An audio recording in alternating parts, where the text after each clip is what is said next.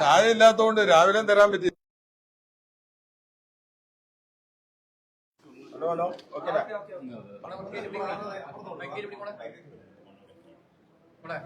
അപ്പൊ നമ്മള് ഒരു മിനിറ്റ്,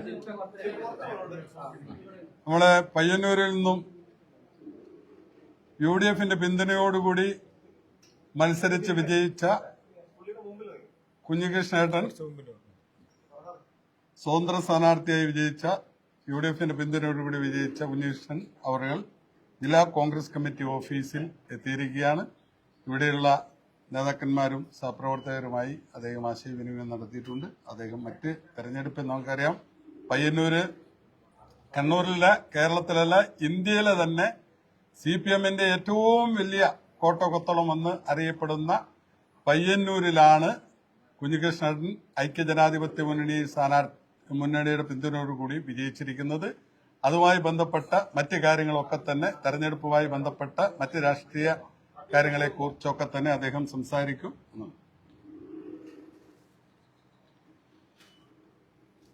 ഞാൻ CPMനകത്ത് 50 വർഷക്കാലം പാർട്ടി മെമ്പറായി അതിന്റെ ജില്ലാ കമ്മിറ്റി അംഗമെന്ന നിലയിൽ വരെ ഉയർന്ന് പ്രവർത്തിച്ച ഒരാളാണ്. ഒരു കമ്മ്യൂണിസ്റ്റ് പാർട്ടിക്കകത്ത് ഒരിക്കലും ഉണ്ടാകാൻ പാടില്ലാത്ത അപജയങ്ങൾ കണ്ടപ്പോ അത് ചോദ്യം ചെയ്യുകയും അത് നേതൃത്വത്തിന്റെ ശ്രദ്ധയിൽപ്പെടുത്തി പരിഹരിക്കാനുള്ള ശ്രമം നടത്തുകയുമാണ് ഞാൻ ചെയ്തത്.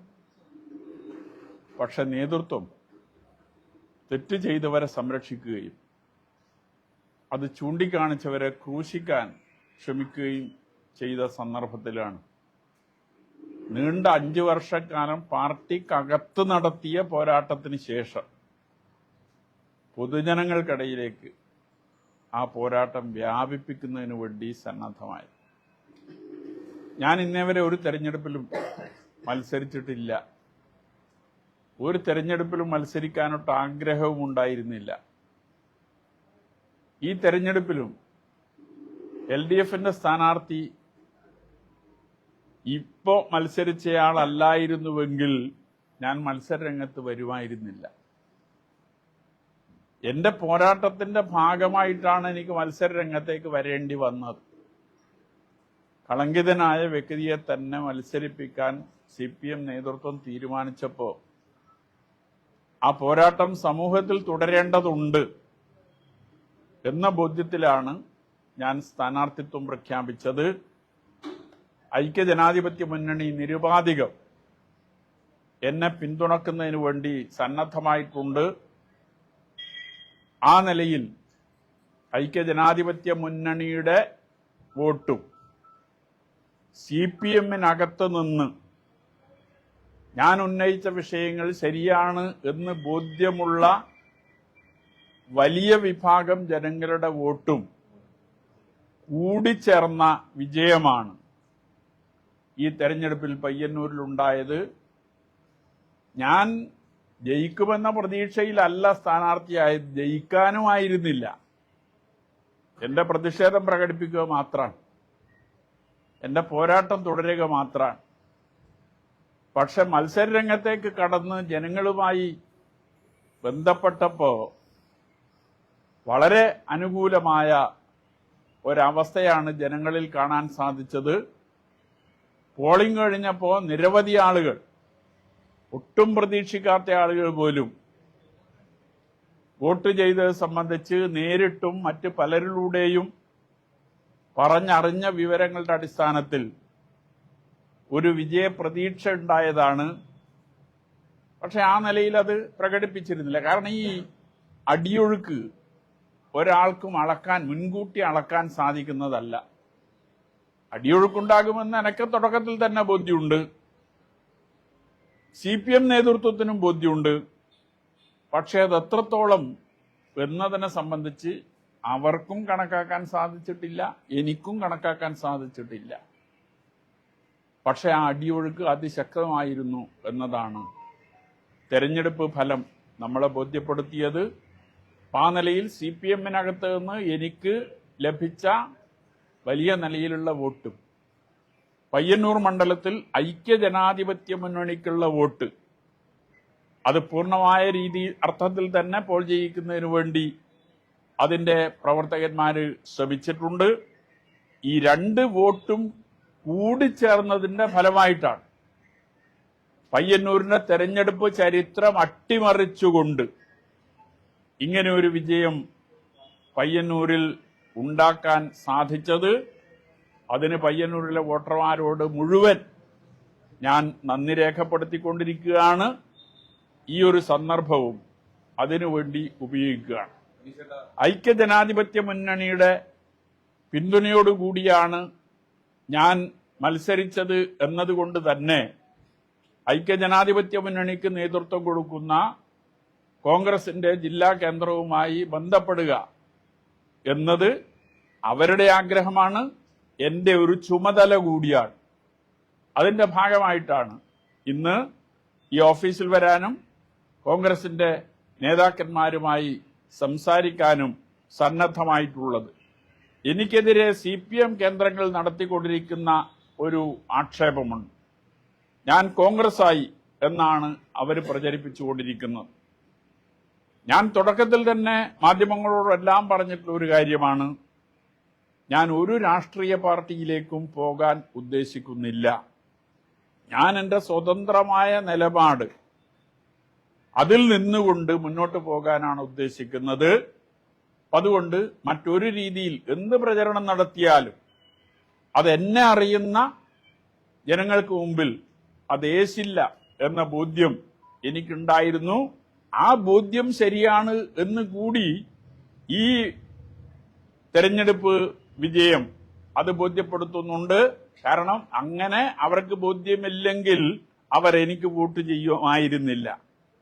അപ്പൊ അതുകൊണ്ട് അവർക്കും ആ കാര്യങ്ങൾ ബോധ്യമുണ്ട്. ഒരു സ്വതന്ത്രർ എന്ന രീതിയിൽ തന്നെ ഞാൻ മുന്നോട്ട് പോകും.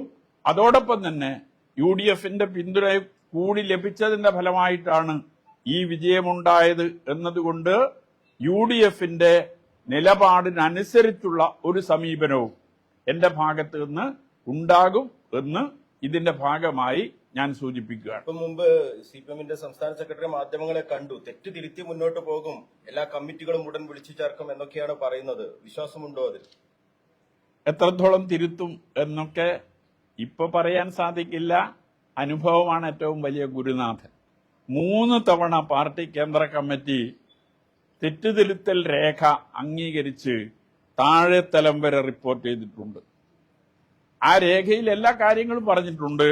പക്ഷെ ആ കടലാസിൽ കിടക്കുകയാണ് അതെല്ലാം. അത് പ്രാവർത്തികമാക്കാൻ ഇന്ന് വരെ പാർട്ടിക്ക് സാധിച്ചിട്ടില്ല എന്നതാണ് യാഥാർത്ഥ്യം. തെറ്റ് ചെയ്യുന്നവർ തന്നെയാണ് തെറ്റ് തിരുത്താനുള്ള വിശദീകരണം താഴെ കമ്മിറ്റികളിൽ പോയി നൽകുന്നത്. എത്രത്തോളം തെറ്റ് തിരുത്തപ്പെടും എന്ന് അതിൽ നിന്ന് നമുക്ക് മനസ്സിലാക്കാൻ സാധിക്കുമല്ലോ. ആ നിലയിലാണ് ആത്മാർത്ഥമായി തെറ്റ് തിരുത്താൻ കേരളത്തിലെ CPM നേതൃത്വം സന്നദ്ധമായാൽ അതവർക്കും കേരളത്തിനും ഗുണകരം എന്നതാണ് ആ കാര്യത്തിൽ പറയാനുള്ളത്. കാരണം അത് തിരുത്തുന്നില്ലെങ്കിൽ ബംഗാള് ആവർത്തിക്കും കേരളത്തിലും. കേരളത്തിൽ കോൺഗ്രസ് ഉൾപ്പെടെ ഇടതുപക്ഷത്തെ എതിർക്കുന്ന ആളുകൾ പോലും CPM കേരളത്തിൽ തകരണം എന്നാഗ്രഹിക്കുന്നവരല്ല. കാരണം ഇടതുപക്ഷം തകർന്നാൽ ആ സ്ഥലത്തേക്ക് കടന്നു വരുന്നത് തീവ്ര വലതുപക്ഷമാണ്. തീവ്ര വലതുപക്ഷം നാടിനാപത്താണ്. അപ്പൊ അതുകൊണ്ട് ഇടതുപക്ഷം തകരാൻ പാടില്ല എന്ന് ഇടതുപക്ഷ വിരോധികൾ പോലും സമ്മതിക്കുന്ന ഒരു കാര്യമാണ്. അതുകൊണ്ട് CPMനെ നിലനിർത്താൻ CPM നേതൃത്വത്തിന് മാത്രമേ സാധിക്കൂ. അവർ തെറ്റ് തിരുത്തിയാൽ അത് അവർക്കും കേരളത്തിനും ഗുണകരമാകും എന്ന അഭിപ്രായക്കാരനാണ് ഞാൻ. എന്റെ പുസ്തകത്തിൽ ആ കാര്യങ്ങൾ സൂചിപ്പിച്ചിട്ടുണ്ട്. വിശദമായി ഞാൻ പ്രതിപാദിക്കാൻ തയ്യാറായിട്ടില്ല. അതിന്റെ എല്ലാം സൂചനകൾ എന്റെ പുസ്തകത്തിലുണ്ട്. ഈ സംസ്ഥാന സെക്രട്ടറി ആ സ്ഥാനത്ത് നിന്ന് മാറിയാൽ എന്തെങ്കിലും മാറ്റം ഉണ്ടാവോ? MV ഗോവിന്ദൻ മാറണമെന്നുള്ള മുറവിളിയാണ് ഇപ്പോൾ ഉയരുന്നത്. അത് മാറിയാൽ എന്തെങ്കിലും മാറ്റം സാധ്യതയുണ്ടോ? ഉണ്ടാകില്ല എന്ന് വിശ്വസിക്കുന്നയാളാണ് ഞാൻ. കാരണം പഴയ പാർട്ടിയല്ല ഇന്നത്തെ പാർട്ടി. പഴയ പാർട്ടി ഉൾപാർട്ടി ജനാധിപത്യത്തിനും ജനാധിപത്യ കേന്ദ്രീകരണത്തിനും രണ്ടിനും പ്രാമുഖ്യം നൽകിക്കൊണ്ട് പ്രവർത്തിക്കുന്ന പാർട്ടിയാണ്. കമ്മ്യൂണിസ്റ്റ് പാർട്ടി കൂട്ടായ നേതൃത്വമാണ്, കലക്റ്റീവ് ലീഡർഷിപ്പാണ്. ഇന്ന് ഒരാൾ പറയുകയും അത് മറ്റുള്ളവർ റാൻ മൂളി അംഗീകരിക്കുകയും ചെയ്യുന്ന രീതിയിലേക്ക് ഒരടിമ സ്വഭാവത്തിലേക്ക് കേരളത്തിലെ പാർട്ടി മാറിയിരിക്കുന്നു എന്നതാണ് ഇപ്പോഴുള്ള ഒരവസ്ഥ. അതുകൊണ്ട് സെക്രട്ടറി മാറിയതുകൊണ്ട് മാത്രം കേരളത്തിലെ CPM രക്ഷപ്പെടാൻ പോകുന്നില്ല. സെക്രട്ടറി അല്ല അപകടം. ഇന്ന് കേരളത്തിലെ പാർട്ടിയെ നിയന്ത്രിക്കുന്നത് ആര്? ഈ അഭിപ്രായങ്ങളെ ചോദ്യം ചെയ്യാൻ എന്തുകൊണ്ട് മറ്റുള്ളവർ സന്നദ്ധമാകുന്നില്ല എന്നതിനെക്കുറിച്ചെല്ലാം വിശദമായി ചർച്ച ചെയ്യുമ്പോൾ ഒരു സെക്രട്ടറിയിൽ മാത്രം കേന്ദ്രീകരിച്ച് അല്ല ഈ കാര്യങ്ങളെല്ലാം പോകുന്നത്. അതുകൊണ്ട് സെക്രട്ടറി മാറിയത് കൊണ്ട് മാത്രം പ്രയോജനമില്ല. പാർട്ടിക്കകത്ത് ശരിയായ നിലയിൽ തുറന്നു പറച്ചിലും ചർച്ചയും ആവശ്യമാണ്. ആ ചർച്ചയിൽ ഉയർന്നു വരുന്ന ശരിയായ അഭിപ്രായങ്ങൾക്കനുസരിച്ചുള്ള തീരുമാനം ആണ് ഉണ്ടാകേണ്ടത്. ഇതൊരാൾ പ്രഖ്യാപിക്കുകയും അത് തീരുമാനമായി അടിച്ചേൽപ്പിക്കുകയും ചെയ്യുന്ന ഒരു രീതിയിലേക്ക് കേരളത്തിലെ പാർട്ടി മാറിയിരിക്കുന്നു എന്ന ബോധ്യമാണ് എനിക്കുള്ളത്. ഈ പയ്യന്നൂരിലെ ഫണ്ട് വിവാദമാണല്ലോ വലിയ ചർച്ചയിലേക്ക് വന്നത്. ഇനിയിപ്പോൾ തെറ്റുതിരുത്തലൊക്കെ വരുമ്പോൾ വീണ്ടും ആ ഫണ്ട് വിവാദം അത് ചർച്ച ചെയ്ത ഒരു തീരുമാനത്തിലേക്ക് എത്തും എന്ന് നമുക്ക് കുഞ്ഞികൃഷ്ണൻ പറഞ്ഞതാണ് ശരി എന്ന് അവിടുത്തെ ജനങ്ങൾ പറഞ്ഞല്ലോ. ഇതിൽ തെറ്റ് ചെയ്തവർ ശിക്ഷിക്കപ്പെടുക എന്നത് ഒരു സാമാന്യ നീതിയാണ്. അപ്പൊ അത് അവരെ ശിക്ഷിക്കപ്പെടാതെ അവരെ സംരക്ഷിക്കുന്ന ഒരു നിലപാട് സ്വീകരിച്ചാൽ പിന്നെ എന്ത് തെറ്റ് തിരുത്താനാണ്? അപ്പൊ ആ നിലയിലുള്ള സമീപനം CPM നേതൃത്വത്തിന്റെ ഭാഗത്തു നിന്നുണ്ടാകുമോ എന്ന് തിരിച്ചടിയിൽ നിന്നെങ്കിലും കമ്മ്യൂണിസ്റ്റ് പാർട്ടി അനുഭവത്തിന്റെ അടിസ്ഥാനത്തിൽ തിരുത്താൻ തയ്യാറാകുന്ന പാർട്ടി ആയിരുന്നു, അങ്ങനെ തയ്യാറാകേണ്ടുന്ന പാർട്ടിയാണ്. പക്ഷേ കുറച്ചു കാലമായി അത് ഉണ്ടാകുന്നില്ല എന്നതാണ് ഈ ഒരു അനുഭവത്തിന്റെ വെളിച്ചത്തിൽ. കാരണം ഇതിനു മുമ്പ് കമ്മ്യൂണിസ്റ്റ് പാർട്ടിക്കകത്ത് കാണാൻ സാധിക്കാത്ത പ്രവണതകളല്ല ഈ തെരഞ്ഞെടുപ്പിൽ കണ്ടത്. ഇതിനു മുമ്പ് ഇങ്ങനെ കൂട്ടമായി കമ്മ്യൂണിസ്റ്റ് പാർട്ടിയുടെ നേതൃത്വത്തിലുള്ള ആളുകൾ ആ പാർട്ടിക്കെതിരെ മത്സരരംഗത്തേക്ക് വരുന്ന ഒരു കാഴ്ച ഇതിനു മുമ്പ് എപ്പോഴെങ്കിലും ഉണ്ടായിട്ടുണ്ടോ? ഒരിക്കൽ പോലും ഉണ്ടായിട്ടില്ല. അപ്പൊ G. സുധാകരൻ, അതുപോലെ തന്നെ TK ഗോവിന്ദൻ മാഷ്, അതുപോലുള്ള നിരവധി ആളുകൾ ഈ തെരഞ്ഞെടുപ്പിൽ പാർട്ടി തീരുമാനത്തിനെതിരായി പരസ്യമായി രംഗത്ത് വന്ന് മത്സരിക്കുന്ന അവസ്ഥയിലേക്ക് മാറിയിട്ടുണ്ട്. ഇത് കൂടാനാണ് പോകുന്നത്. ഇത് കൂടിക്കൂടി വരുമ്പോ ഒരു പ്രത്യേക ഘട്ടത്തിൽ ഒരു പൊട്ടിത്തെറിയിലേക്ക് പാർട്ടി എത്തിച്ചേരും. അത് ബംഗാളിന്റെ അവസ്ഥയിലേക്ക് ഈ പാർട്ടി എത്തിക്കാൻ ഇടയാക്കും എന്ന് ഞാൻ എന്റെ പുസ്തകത്തിൽ തന്നെ മുന്നറിയിപ്പ് നൽകിയിട്ടുള്ളതാണ്. അതുകൊണ്ട് തിരുത്താൻ CPM തയ്യാറായാൽ അത്രത്തോളം നല്ലത്. പയ്യന്നൂരിലെ CPM നേതാക്കളുടെ കുറെ ഫോട്ടോകൾ വെച്ചിട്ടുണ്ട്. സൈബർ പ്രചരണം നടക്കും. ഏരിയ സെക്രട്ടറി, ജില്ലാ കമ്മിറ്റി അംഗങ്ങൾ, ഏരിയ കമ്മിറ്റി അംഗങ്ങൾ ഒറ്റുകാർ എന്നാണ് പറഞ്ഞിരിക്കുന്നത്. V. കുഞ്ഞികൃഷ്ണനെ സഹായിച്ച ഒറ്റുകാർ ഇവരാണ്, ഇവരെ തിരിച്ചറിയവർക്ക് അഭിനന്ദനങ്ങൾ എന്നൊക്കെ പറഞ്ഞാണ് ഇട്ടിരിക്കുന്നത്. ഇതിൽ സത്യമുണ്ടോ? ഇവരെന്നെ സഹായിച്ചതിന് ഒരു തെളിവും അവർക്ക് ഹാജരാക്കാൻ സാധിച്ചിട്ടില്ല. കാരണം എന്നെ സഹായിച്ചിട്ടില്ല. പക്ഷേ ഇങ്ങനെ ഒരു പോസ്റ്റർ അവരിറക്കാൻ കാരണമായി ഞാൻ കാണുന്നത് ഈ ഫണ്ട് വിവാദം നടന്നപ്പോ ഞാൻ ഉന്നയിച്ച വിഷയങ്ങൾക്ക് അനുകൂലമായിരുന്നു ഇവരെല്ലാവരും. ഞാൻ ഈ ഫണ്ട് വിവാദം ഉയർത്തിക്കൊണ്ടുവന്ന ഘട്ടത്തിൽ ഞാൻ ഉന്നയിച്ച വിഷയത്തോടൊപ്പമായിരുന്നു ഈ പറയുന്ന നേതാക്കൾ ഉൾപ്പെടെ ഒട്ടേറെ ആളുകൾ. ഇവര് മാത്രമൊന്നുമല്ല. അവർക്കിപ്പോ വിരോധം തോന്നുന്ന കുറെ ആളുകളുടെ ചിത്രം കൊടുത്ത് അവരെ ജനങ്ങൾക്കിടയിൽ ഒറ്റുകാരായി ചിത്രീകരിക്കാൻ വളരെ ബോധപൂർവമായ ശ്രമമാണ്. ഒരു കാര്യം കൂടി നിങ്ങളോട് പറയാം. അത് പയ്യന്നൂർ ഡയറി എന്ന് പറയുന്ന ഒരു പേജിൽ വന്നതായിട്ടാണ് ഇപ്പൊ നിങ്ങളെല്ലാം മനസ്സിലാക്കുന്നത്. പയ്യന്നൂർ ഡയറി എന്ന് പറയുന്നത് ഈ തെരഞ്ഞെടുപ്പ് നേരത്തെ ഉള്ളതാണ്. അതൊരു ഫേക്ക് ഐഡിയ. ആരാണ് അതിന്റെ പിന്നിലെന്ന് ഞങ്ങൾക്കറിയില്ല. പക്ഷെ ഈ തെരഞ്ഞെടുപ്പ് കാലത്ത് എനിക്ക് അനുകൂലമായ നിലപാട് സ്വീകരിച്ച ഒരു ഐഡിയ ആണ് ഈ പയ്യന്നൂർ ഡയറി എന്ന് പറയുന്നത്. ഞങ്ങളിത് എങ്ങനെ വന്നു എന്ന് പരിശോധിച്ചു. യഥാർത്ഥത്തിൽ ഈ പോസ്റ്റർ പ്രചരിച്ചത് പയ്യന്നൂർ ഡയറിയിലല്ല. ജോൺസൺ നിക്കോൾസൺ എന്ന പേരിലുള്ള മറ്റൊരു fake I D, Johnson and Nicholson എന്ന് പറയുന്ന മറ്റൊരു ഫേക്ക് ഐ ഡി, ആ ഫേക്ക് ഐ ഡി ഈ തെരഞ്ഞെടുപ്പിൽ LDF സ്ഥാനാർത്ഥിക്ക് അനുകൂലമായി പ്രവർത്തിച്ച ഒരു ഐഡിയാണ്. ആ ഐഡിയിൽ നിന്നാണ് ഈ പോസ്റ്റർ രൂപപ്പെട്ടു വന്നത് എന്ന് ഇതിനകം ഞങ്ങൾക്ക് മനസ്സിലാക്കാൻ സാധിച്ചിട്ടുണ്ട്. ഞങ്ങളത് പോലീസിന്റെ ശ്രദ്ധയിൽപ്പെടുത്തുകയും ചെയ്തിട്ടുണ്ട്. അപ്പോ അത് അങ്ങനെ ഒരു ഫേക്ക് ഐഡിയിൽ നിന്ന് അവര് തന്നെ ഇതുണ്ടാക്കി പ്രചരിപ്പിച്ച് ഇത് ഞങ്ങളാണ് അല്ലെങ്കിൽ എന്നെ പിന്തുണക്കുന്നവരാണ് പ്രചരിപ്പിച്ചത് എന്ന് വരുത്തി തീർക്കുന്നതിന് വേണ്ടിയുള്ള ശ്രമമാണ് ഇപ്പൊ നടത്തിക്കൊണ്ടിരിക്കുന്നത്. അതൊന്നും വിലപ്പോകാൻ പോകുന്നില്ല. ഇതിന്റെ കൃത്യമായ പരിശോധനയും കണ്ടെത്തലും ഞങ്ങൾ നടത്തി കഴിഞ്ഞിട്ടുണ്ട്. പക്ഷെ ഈ ഫേക്ക് ഐ ഡി ആരുടേതാണ് എന്താണ് എന്ന് ഇതുവരെ അത് ഇതിന്റെ സൈബർ വിഭാഗത്തിന് പോലും കണ്ടെത്താൻ സാധിച്ചിട്ടില്ലല്ലോ. അതാണ് അവസ്ഥ. ഇന്ന് ടി.കെ. ഗോവിന്ദൻ മാസ്റ്റർ പറഞ്ഞത് കോടിയേരി ഉണ്ടായിരുന്നുവെങ്കിൽ ഇത്തരത്തിലൊരു ദുരവസ്ഥ ഈ പാർട്ടിക്ക് ഉണ്ടാകുമായിരുന്നില്ല എന്നാണ്. അങ്ങനെ കരുതുന്നുണ്ടോ? കോടിയേരി ഉണ്ടായിരുന്നുവെങ്കിൽ? അത് ഗോവിന്ദൻ മാസ്റ്ററുടെ അഭിപ്രായം, അതിനെ ഞാൻ തള്ളുന്നില്ല. പക്ഷെ ഞാൻ നേരത്തെ പറഞ്ഞു, ഒരു വ്യക്തിയിൽ ഒതുങ്ങി മുന്നോട്ട് പോകുന്നതല്ല കമ്മ്യൂണിസ്റ്റ് പ്രസ്ഥാനം. ഒരു വ്യക്തിയുടെ നിലപാടിനനുസരിച്ച് പോകേണ്ടതല്ല കമ്മ്യൂണിസ്റ്റ് പ്രസ്ഥാനം. അതിന്റെ കമ്മിറ്റികൾ കൂട്ടായി ചർച്ച ചെയ്ത് അതിൽ ഉരുത്തിരിഞ്ഞു വരുന്ന ശരിയായ നിലപാടുകൾക്കനുസരിച്ച് മുന്നോട്ട് പോവുക എന്നതാണ് കമ്മ്യൂണിസ്റ്റ് പാർട്ടിയുടെ ചുമതല. ആ നിലയിൽ ഇന്ന് മുന്നോട്ട് പോകുന്നില്ല എന്നുള്ളതാണ്. അതുകൊണ്ട് ഒരു വ്യക്തിയുടെ ഒരു നേതാവിന്റെ പ്രഭാവ വലയത്തിനുള്ളിൽ പ്രവർത്തിക്കുന്നതല്ല കമ്മ്യൂണിസ്റ്റ് പാർട്ടി. ഈ പിണറായി വിജയൻ പിന്നിലായപ്പോൾ, വോട്ടെടുപ്പ് പിന്നിലായപ്പോൾ സങ്കടം ഉണ്ടായിരുന്നു?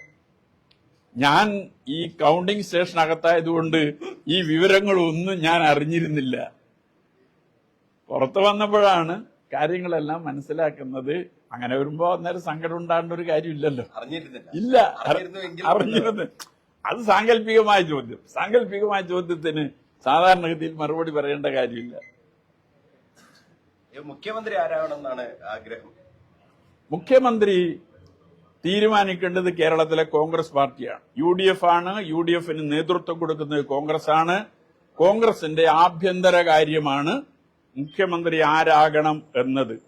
ആ പാർട്ടി ആ കാര്യം ശരിയായ നിലയിൽ ചർച്ച ചെയ്ത് മുഖ്യമന്ത്രിയെ യഥാസമയം തീരുമാനിക്കും എന്നാണ് ഞാൻ വിശ്വസിക്കുന്നത്.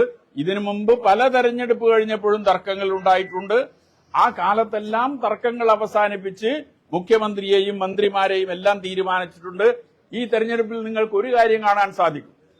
സാധാരണ തെരഞ്ഞെടുപ്പ് വരുമ്പോൾ സ്ഥാനാർത്ഥി നിർണയവുമായി ബന്ധപ്പെട്ടുകൊണ്ട് വലിയ തർക്കങ്ങൾ കോൺഗ്രസിനകത്ത് ഉയർന്നു വരാറുണ്ട്. ഈ തെരഞ്ഞെടുപ്പിൽ സ്ഥാനാർത്ഥി നിർണയവുമായി ബന്ധപ്പെട്ടുകൊണ്ട് വലിയ തർക്കങ്ങളൊന്നും കോൺഗ്രസിനകത്ത് ഉയർന്നു വന്നിരുന്നില്ല എന്നതുകൂടി നമുക്ക് കാണാൻ സാധിച്ചിട്ടൊരു കാര്യമാണ്. അതുകൊണ്ട് മുഖ്യമന്ത്രി ആരാകണം എന്നത് കോൺഗ്രസിന്റെ ആഭ്യന്തര കാര്യമാണ്. അവര് യഥാസമയം ആ കാര്യം സംബന്ധിച്ച് തീരുമാനമെടുക്കും എന്ന വിശ്വാസം എനിക്കുണ്ട്. പയ്യന്നൂരിൽ നിന്ന് ഒരു മുഖ്യമന്ത്രി ഉണ്ടായാൽ സന്തോഷമുണ്ടോ? അങ്ങനെ വരാൻ ഒരു സാധ്യതയുമില്ല. ഇനി സാധ്യതയില്ലാത്തൊരു കാര്യത്തെ സംബന്ധിച്ച് സാധ്യതയില്ല എന്നാണോ? എന്നൊന്നല്ല. KC വേണുഗോപാലൻ പയ്യന്നൂർ മണ്ഡലത്തിലല്ല, കല്യാശ്ശേരി മണ്ഡലത്തിലാണ്. അതുകൊണ്ടാണ് ഞാൻ പയ്യന്നൂർ മണ്ഡലത്തിന്റെ കാര്യമാണ് പറഞ്ഞത്. KC വേണുഗോപാലൻ കല്യാശ്ശേരി മണ്ഡലത്തിൽപ്പെട്ട ഒരാളാണ്. പയ്യന്നൂർ മണ്ഡലത്തിൽപ്പെട്ട ഒരാളല്ല KC വേണുഗോപാലൻ. അതുകൊണ്ട് അങ്ങനെ ഒരു തെറ്റിദ്ധാരണയിലേക്കും നിങ്ങൾ പോകേണ്ടതില്ല. അയൽവാസിയാണല്ലോ. അയൽവാസി മുഖ്യമന്ത്രി ആവണമെന്ന് ആഗ്രഹമുണ്ടോ?